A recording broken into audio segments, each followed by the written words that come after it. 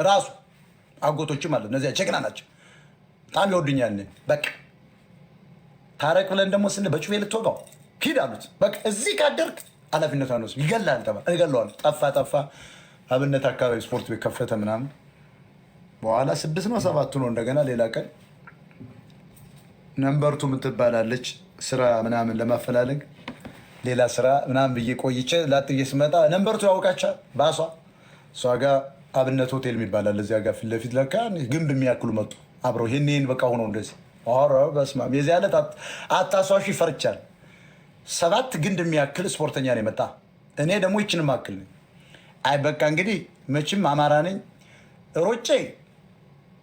ሮጬ ወይ በቪዲዮ ይቀርጹኛል ተዋርጄ ዓለም ሊስቅብኝ ነው። እዚያ ቄራ አካባቢ በጣም ንጉሱ ነህላ ምን ላርግ ምናምን እየሳስብ ይሄው ተባባሉ።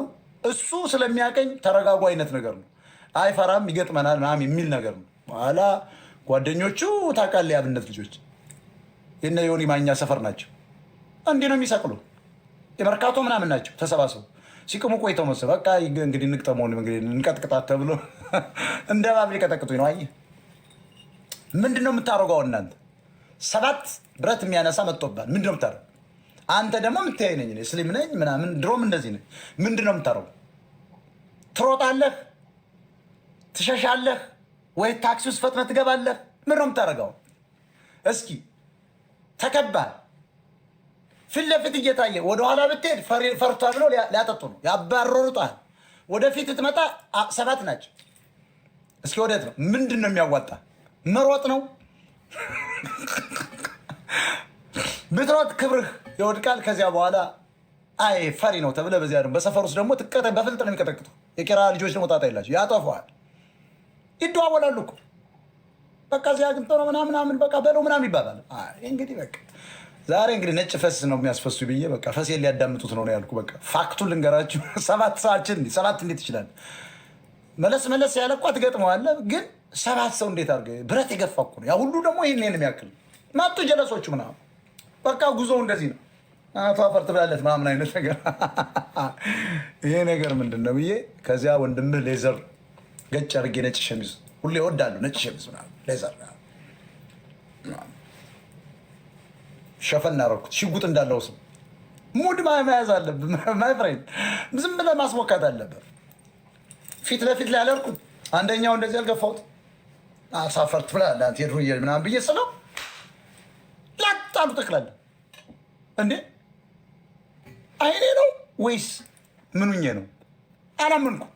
ተሯሯጡ እንዴ ባሉ አይ አሁን እኮ አብሬ መከተል የለብኝም አልኩና ልቤ ፈርቷላ። ያ ሁሉ ቢይዘኝ እኮ ያደቃኛል። አንዱን ስገለብጠው የሉ በዳር ማር ጫማ ውስጥ ለውስጥ አድርጌ በልደታ ከፍተኛው ፍርድ ቤት ቀጥ ብዬ ወጣሁ። እንግዲህ እኮ በታክሲ እና በባስ የምትሄደው ነው። ሲበታተኑልኝ አይ ከዚህ በኋላ ምንም ነገር የለም ፈጠን እያደረኩ አለ አይደል እንዳይሳቅብህም። እነሱ እኮ ተበታትነዋል። ለምን አንደኛው ልብ ገዝቶ ምን አባት ሮጣለህ ብሎ ቢመጣስ? እግርን ነው የሚሰብሩልህ። እንደዚህ እጅን ይሰብረዋል፣ አይንን ይወጣዋል ምናምን ገለው ነው የሚሄዱ። ከተበተኑም አልኩና ትንሽ ከርቀት ሲያየኝ አንዱ አልፈጠንኩም።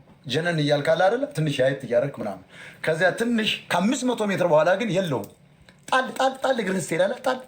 ጣል የጎጃም ሰው ደግሞ አደገኛ ኃይለኛ ጣል አየት በዚህ ጋር በዚያ ጣል።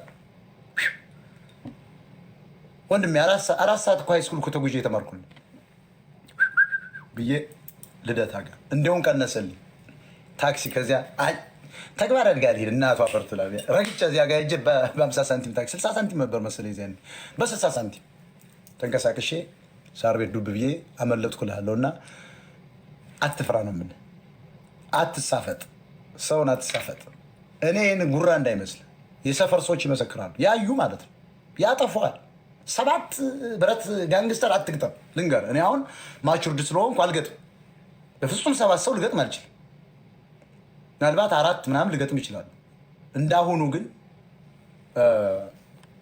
ያው አለ አይደለ አማራጭ ከሌለ ትገጥማለህ። ግን ሆን ብለህ አቅደህበት 7 ሰው ለመግጠም ሄድ የለብህም። አንድና በድፍረት መጥተው ቢይዙህ ሰባብረው ነው የሚገሉ። እንዴት 7 ሰው ትገጥማለህ?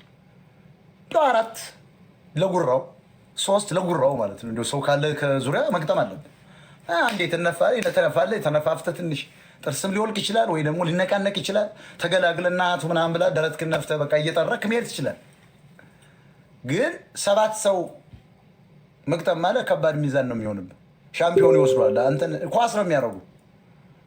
አንዱ እንዲህ ሲቀበል አንዱ ይቀበላል፣ አንዱ ከላይ ሲያደርግ አንዱ ይቀበላል፣ አንዱ ሲረግጥ አንዱ ያጠፋዋል ነው የምልህ። እና ወንድሜ እኔ መሳሪያ አፈሙዝ እንዲያዝኩ ሰው ነኝ።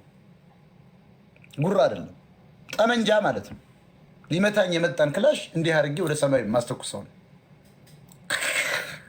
ታምናለህ? የአካባቢው ሰው ቆሮጦ ይሏል። እኔ ግን ክላሽ እንዲሚይዝ ነኝ። የፖሊስ ክላሽ 30 ጥይት ወደ ላይ ማስተፋ ነኝ። ከዚያ በኋላ ቆለጡን ይዤ ቁጭ ነው ማድረግ። በአፈሙዝ ነው ጀርባው ምንርልለት። ጀግና መሆን አለብህ። ዝም ብለህ ቡትቷን መፍራት የለብም። እኔ እዚህ ከተማ 28 ሰው ገጥም ያውቃል። ቲዮኒ 8 እመንም አትመንም። አንድ ጓደኛ ነው እሱ ተመቶ ወድቋል። እና አትፍራ። ግን ያን ያህል መዳፈርም አያስፈልግም። መዳፈር የለብህ። እንደውም ብዙ የአባት ጠላት ካልሆነ እኮ ምንም መተው ነው ያለብህ። አይ ስህተት ነው 28 ሰው መቅጠም። ያን ያህል ተገለጽተህ መሄድ ይችላለህ። ግን ወጣትነት ስላለ ምናምን የዚያኔ ደግሞ ገና 29 ዓመቴ ነው ምናምን ገና እንደመጣው ነው ምናምን እንደዚህ አይደለም። እና ማይ ፍሬንድ ትዕግስተኛውን ግን በሚስትህ በቤተሰብህ በራስ ላይ በሞራል የመጣን ሰው እንዳትለቀው። በጥይት በጆሮ ግንባሩ ሰንጥቀጣል። ምንም ነገር የለም። ሞራልህን የሚነካ ሰው ከመጣ እንዳትምረው በለው። ኃላፊነቱን መውሰድ አለብን። በጥፊ መጥቶ አሁን ዝም ልትለው ነው?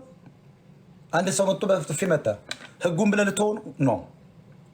ላጥ አድርገህ በ5 ጥይት አጠጣው።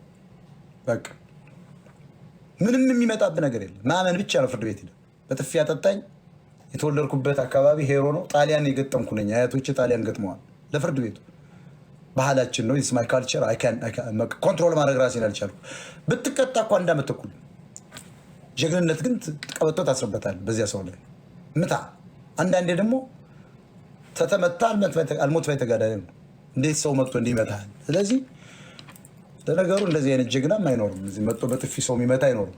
ቅዘናም ነው። ግን አሁን አንዳንዶች ትመጡና ስድብ ትሳደባላችሁ ምናምን ጀግና ነን እኛ። አሁን ሶሻል ሚዲያ ላይ ናንቅጠም የሚሉ ሰዎች ይገጥም። አንድ ተሙ የሚባል አይታችሁታል? እኔ ዳላስ አልኖርም።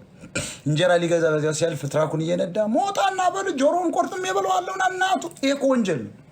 ፖሊስ እኮ ዳላስ ፖሊስ 911 ደውለህ ወይም ደግሞ ስልክ ቀጥታ ብትደውል ይያዛል። ቱሪን አፋ በለው ና በለው ምናምን በለው ምና 2 ትራክ ልጆች 3 ናቸው ምና። እኔ በጣም አዝናለሁ። እንዲሁም ዲጄ ወንዴ ነው አይተው ብሎ ይሳቀው። እንዲህ አይነት ነገር አቁም። ልጋጋም እኔን አላወከኝ። ቆለጥን ነው የምቆርጥልህ። እርምጃ ስወስድብህ ደግሞ ዝም ብሎ እንዳንተ ምናምን ግልግል እኮ አይደል። ጠብቄ ነው ማነድ። እንዳትመለስ ነው ማድረግ። ሳጠቃህ ወይ አትመለስም ወይ ስንኩል እንድትሆን ነው ማድረግ። አለቅህ። አትሳፈጥ። ስለዚህ ተራክ እየነዳህ እንጀራህን ገዝተህ መሄድ ነው እንጂ መውጣና በሉት ምናምን በሉት ምንድን ነው? አንተ የፈሳም ልጅ አስረግጬ ነው የምነግርህ። ማንም እኔ የምፈራ ሰው አይደለሁም።